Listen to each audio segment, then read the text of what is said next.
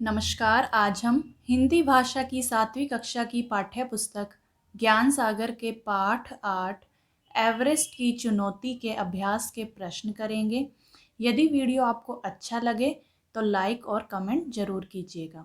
तो आइए पाठ के प्रश्न शुरू करते हैं। हमारा पहला प्रश्न, संसार के सबसे ऊंचे पर्वत शिखर को किस किस नाम से पुकारा जाता है? तो उत्तर है, संसार के सबसे ऊंचे पर्वत शिखर को एवरेस्ट के नाम से पुकारा जाता है। एवरेस्ट को तिब्बती भाषा में चोमोलुंगमा अर्थात संसार की माता और नेपाली भाषा में सगरमाथा के नाम से पुकारा जाता है। हमारा अगला प्रश्न है, लेखक को सांस लेने में कठिनाई क्यों होने लगी? उत्तर है, लेखक के बूटों की कील से सिलेंडर से मुंह तक ऑक्सीजन ले जाने वाली नली में छेद हो गया था। क्या हो गया था? जो लेखक ने जो बूट पहने हुए थे उनकी जो कील थी, उस कील से सिलेंडर से ऑक्सीजन का जो सिलेंडर होता है, सिलेंडर से मुंह तक ऑक्सीजन ले जाने वाली नली में छेद हो गया था, जिससे सारी ऑक्सीजन लीक हो रही थी। धीरे धीरे जो ऑक्सीजन है वो लीक हो रही थी, इसलिए लेखक को सांस लेने में कठिनाई हो रही थी। अगला प्रश्न, हिलेरी की चिमनी लेखक के लिए चिंता का विषय क्यों थी?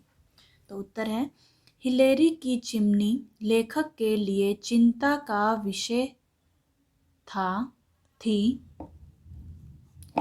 क्योंकि यह चिमनी चट्टान और बर्फ के ढेर के बीच 13 मीटर ऊंची खड़ी है। चट्टान पर हाथ या पैर जमाने की कोई जगह नहीं है और बहुत ज़्यादा चिकनी होने के कारण इसे पार करना सबसे बड़ी समस्या थी। अगला प्रश्न है, लक्ष्य तक पहुँचते पहुँचते लेखक को क्यों लगा कि चढ़ाई कभी खत्म नहीं होगी? तो उत्तर है, लक्ष्य तक पहुँचते पहुँचते लेखक को लगा कि चढ़ाई कभी खत्म नहीं होगी, क्योंकि यहाँ पर ये चिन्ह नहीं आएगा, कभी ख़त्म नहीं होगी, क्योंकि चिमनी पार करके उन्हें लगा कि अब हम शिखर के बिल्कुल पास आ गए हैं, लेकिन पहाड़ी का यह टुकड़ा ख़त्म होने में ही नहीं आ रहा था और उनका संघर्ष अधिक कठिन होता जा रहा था और उन्हें सांस लेने में भी पहले से अधिक कठिनाई हो रही थी। इसलिए लेखक को लगा कि यह चढ़ाई कभी खत्म नहीं होगी। ठीक है, आगे बढ़ते हैं। हमारा अगला प्रश्न, एवरेस्ट शिखर पर चढ़कर उन्होंने क्या क्या देखा? तो उत्तर है, एवरेस्ट शिखर पर चढ़कर उन्होंने पिछले दल द्वारा गाड़ा हुआ तिरंगा झंडा देखा और उनकी कुछ निशानियां भी वहां पड़ी हुई थी। उन्होंने उत्तर की ओर तिब्बती पठार देखा और दक्षिण की ओर भारत के मैदान की तरफ देखा तथा कुछ दूर पर आईने की तरह चमकता और सवेरे की धुंध में तैरता थ्यांगबोचे मठ भी देखा। अब हमारा अगला प्रश्न है, छठा प्रश्न, उचित विकल्प पर सही का निशान लगाइए।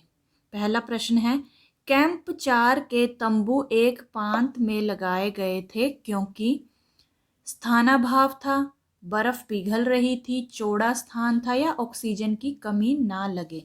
क्योंकि स्थानाभाव था, स्थानाभाव के कारण कैंप 4 के तंबू एक पांत में लगाए थे।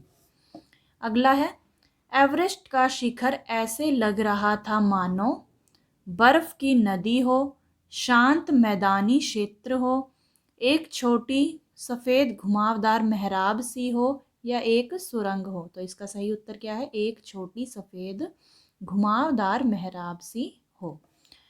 अगला प्रश्न है, एवरेस्ट की चोटी पर पहुंचकर सभी प्रसन्न थे क्योंकि अब सभी की समस्याएं खत्म हो गई थी। वे आराम करना चाहते थे। संसार के सर्वोच्च पर्वत शिखर पर पहुंचकर उन्हें गर्व का अनुभव हो रहा था, या अब उन्हें और चढ़ाई नहीं करनी थी। तो सही उत्तर क्या है कि अब उन्हें और चढ़ाई नहीं करनी थी, इसलिए एवरेस्ट की चोटी पर पहुंचकर सभी प्रसन्न थे। अब हमारा जो अगला प्रश्न है बातचीत से संबंधित है, तो आइए देखते हैं।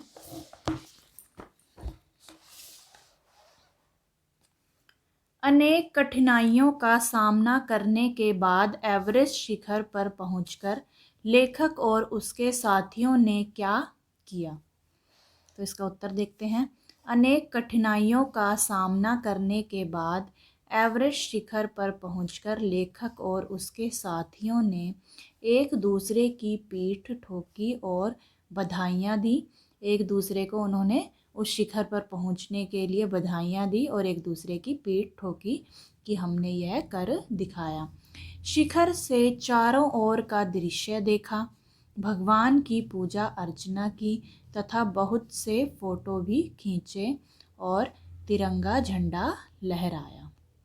तो उन्होंने एवरेस्ट पर शिखर पर पहुंचकर क्या क्या किया? भगवान की पूजा अर्चना की, तिरंगा झंडा लहराया, एक दूसरे को शिखर पर पहुंचने के लिए बधाई दी और बहुत सी फोटो भी खींची।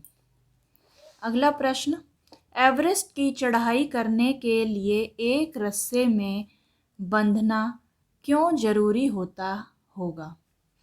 तो उत्तर है, एवरेस्ट की चढ़ाई करने के लिए एक रस्से में बंधना जरूरी होता है क्योंकि ऐसे में सब एक साथ रहते हैं और किसी एक के फिसलने या गिरने पर दूसरे पर्वतारोहियों के बल से उन्हें बचाया जा सकता है। अगला प्रश्न, एवरेस्ट पर चढ़ाई करना बहुत मुश्किल है। आपको कौन कौन से काम मुश्किल लगते हैं और क्यों? तो इसका उत्तर है, एवरेस्ट पर चढ़ाई करना बहुत मुश्किल है, पर मुझे इससे भी मुश्किल गणित के सवालों को हल करना तथा गणित के सूत्रों को याद करना लगता है, क्योंकि मेरे लिए गणित एक कठिन विषय है। तो इस प्रश्न का उत्तर आप स्वयं दीजिए कि आपको कौन कौन से काम मुश्किल लगते हैं और क्यों। अगला प्रश्न है हमारा,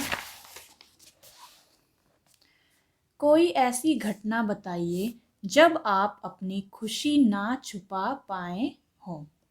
इस प्रश्न का उत्तर भी आप स्वयं दे सकते हैं कि आपको अपने जीवन की किसी ऐसी घटना के बारे में बताना है जब आप अपनी खुशी छुपा ना पाए हों। ठीक है, उत्तर देखते हैं। जब मुझे पिछले वर्ष खेल प्रतियोगिता में राज्य स्तर पर प्रथम पुरस्कार मिला था, तब मैं चाहकर भी अपनी खुशी छुपा नहीं पाई थी। ठीक है, अब हमारा अगला प्रश्न है अनुमान और कल्पना से संबंधित। कल्पना कीजिए कि आप एवरेस्ट शिखर पर पहुंच गए हैं, तो आप वहां पर क्या करेंगे? तो इसका उत्तर देख लेते हैं। यदि मैं एवरेस्ट शिखर पर पहुंच जाऊं तो मैं सबसे पहले भगवान का धन्यवाद करूंगा या करूंगी, तिरंगा झंडा फहराऊंगा, बहुत सारी फोटोज़ लूँगा और उस शिखर को चूम कर अपनी खुशी व्यक्त करूंगा। अगला प्रश्न, यदि आपका चुनाव अंतरिक्ष यात्रा के लिए हो जाता है तो आप कौन से ग्रह पर जाना पसंद करेंगे और क्यों?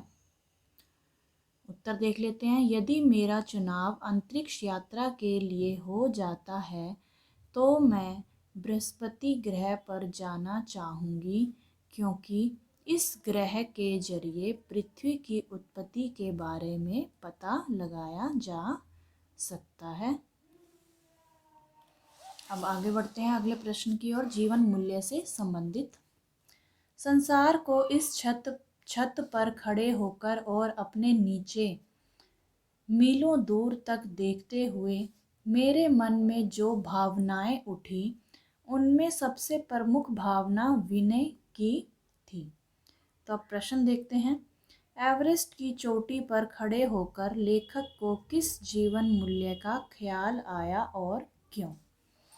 तो इसका उत्तर देखते हैं। एवरेस्ट की चोटी पर खड़े होकर भी लेखक को सबसे पहले ईश्वर की उपासना करने व उनका धन्यवाद करने का ख्याल आया और उन्होंने अपने साथियों के साथ अपनी खुशी बांटी और देशभक्ति की भावना से ओत-प्रोत होकर तिरंगा लहराया। लेखक को इन सभी जीवन मूल्यों का ख्याल आया क्योंकि वे एक साहसी, सुलझे हुए एवं चिंतनशील व्यक्ति थे। अब अगला प्रश्न है, लेखक की एवरेस्ट यात्रा पढ़कर हमें क्या प्रेरणा मिलती है? तो उत्तर है, लेखक की एवरेस्ट यात्रा पढ़कर हमें यह प्रेरणा मिलती है कि कोशिश करने वालों की कभी हार नहीं होती और यदि मनुष्य अपने लक्ष्य को प्राप्त करने का दृढ़ संकल्प कर ले तो कठिन से कठिन परिस्थितियां भी उसे आगे बढ़ने से रोक नहीं सकती। अब हमारा जो अगला प्रश्न है वह भाषा की बात से संबंधित है। तो आइए देखते हैं हमारा प्रश्न। दिए गए शब्दों को ध्यान से पढ़िए। ऊंचाई, चढ़ाई, कुशलता, प्रसन्नता, कठिनाई, निराशा, गर्व, सहायता। पाठ में आए यह शब्द डैश संज्ञा के उदाहरण हैं। ये सब कौन सी संज्ञा के उदाहरण हैं? भाववाचक संज्ञा के उदाहरण। ठीक है। ऐसे ही कोई 3 शब्द और लिखिए, जैसे उदासी, बचपन, खुशी। इसके अलावा और भी आप शब्द लिख सकते हैं, ईमानदारी, बुढ़ापा आदि। नीचे दिए गए युग्म शब्दों का वाक्यों में प्रयोग कीजिए। अब ये युग्म शब्दों का हमें वाक्य में प्रयोग करना है। करीब करीब, तो इसका वाक्य देखते हैं। मैं करीब करीब सच का पता लगा चुका था। एक दूसरे, हमें सुख दुख में एक दूसरे का साथ देना चाहिए। रोम रोम, मीरा के रोम रोम में श्री कृष्ण का वास है। इधर उधर, कौवा पानी की तलाश में इधर उधर भटक रहा था। इसके अलावा आप अपनी तरफ से भी कोई और वाक्य भी बना सकते हैं। जरूरी नहीं है कि आपको यही वाक्य लिखने हैं, आप इन शब्दों के प्रयोग से अपनी पसंद के वाक्य बना सकते हैं। दिए गए शब्दों में से उपसर्ग और मूल शब्दों को अलग अलग करके लिखिए। ये शब्द दिए गए हैं, हमें इन शब्दों में से उपसर्ग को अलग करना है और मूल शब्द को अलग करना है। तो यहाँ पर हम उपसर्ग लिखेंगे और यहाँ पर मूल शब्द। अब पहला शब्द है प्रमुख। प्रमुख में प्र उपसर्ग लगा हुआ है। आपको पता है उपसर्ग किसे कहते हैं? जो ऐसे शब्दांश जो मूल शब्द के शुरू में लगकर एक नए शब्द का निर्माण करते हैं। ठीक है, कहने का अर्थ यह है कि जब मूल शब्द के शुरू में कोई शब्दांश लग जाता है और हमें नया शब्द मिलता है तो उसे हम क्या कहेंगे? उपसर्ग कहेंगे। जैसे प्रमुख में प्र उपसर्ग है और मुख क्या है? मूल शब्द। निराशा, निराशा में निर ये है उपसर्ग और आशा क्या है? मूल शब्द। सतर्क में स उपसर्ग है और तर्क मूल शब्द है। उपयोग में उपसर्ग है और योग मूल शब्द है। अज्ञात में क्या है? उपसर्ग है और ज्ञात क्या है? मूल शब्द है। आशा करती हूँ आपको सभी प्रश्न अच्छे से समझ में आ गए होंगे। तो मिलते हैं अगली वीडियो में। तब तक के लिए नमस्कार।